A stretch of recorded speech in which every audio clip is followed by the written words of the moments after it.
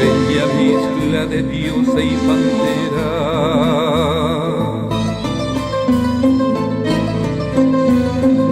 Doncella desnuda que habita el Guairá.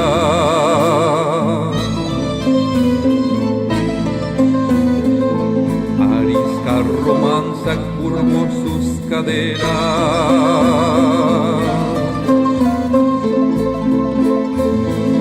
Copiando un recodo de azul Paraná. Monta la Cintia manceba de la raza virgen Eva Guayaquil, de su tribu la flor.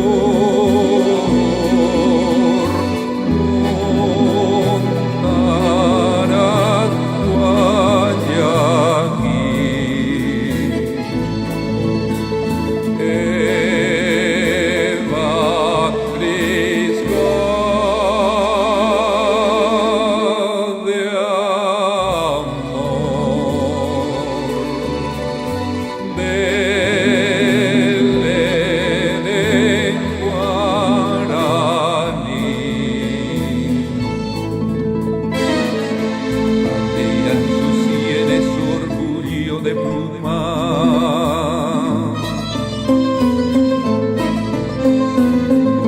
su lengua es salvaje, panal de Irusú.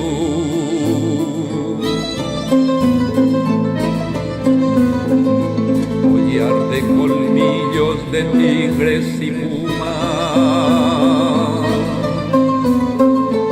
en joya confusa del Vitirusú.